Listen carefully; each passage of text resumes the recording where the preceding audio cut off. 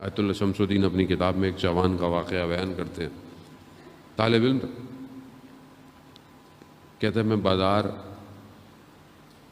سے گزر رہا تھا تو ایک نامحرم پر میری نگاہ پڑی اور اس نے میری نگاہ کو کھینچ لیا، اپنی طرف متوجہ کر لیا.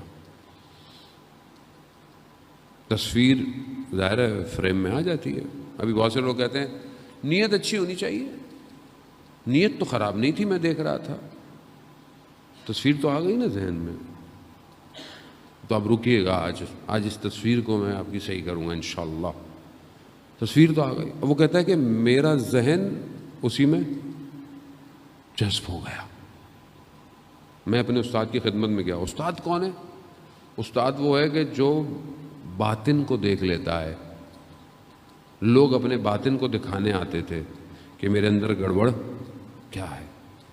کہتا میں جیسے استاد کے پاس گیا، میں نے استاد سے کہا کہ میری طرف میرا کیا حال ہے. کہا کہ میں تمہیں دیکھ نہیں سکتا، تمہارے ساتھ وہ خاتون موجود ہے. یعنی ایک نگاہ 40 سال کی عبادت کو ضائع کر دیتی ہے. ایک نگاہ.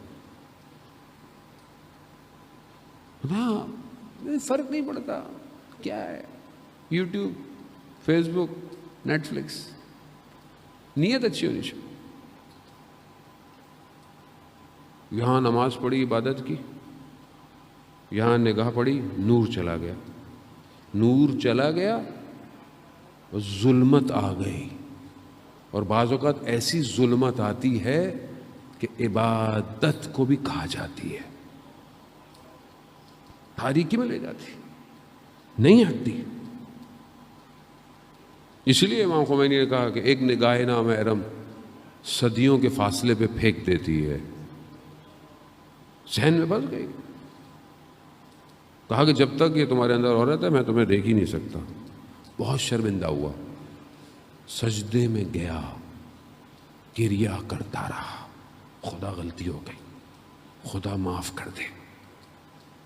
متصل ہوا حضرت سیدہ سے، کہا بی بی میری عزت آپ کے حوالے ہے، بچا لے مجھے. آپ دیکھ رہے ہیں ایک نے کہا. بی بی نے لطف کیا، نکال دیا باہر. پھر استاد کے پاس گیا، کہا ہاں اب چلی گئی ہے وہ تمہارے اندر سے. ہم صبح شام کیا کر رہے ہیں؟ تو سسٹم ایسا ہی ہے نا.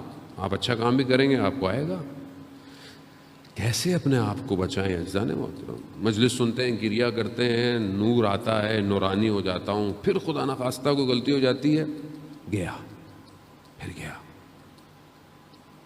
پھر بھی خدا لطیف ہے، کریم ہے، رحمان ہے، رحیم ہے، موقع دیتا ہے. آؤ، پھر جاؤ، پھر آؤ، پھر جاؤ، پھر آؤ، پھر جاؤ. لیکن یہ نہ ہو کسی آنے جانے کے راستے میں اگر روح نکل گئی نا، پھر نہیں بتا.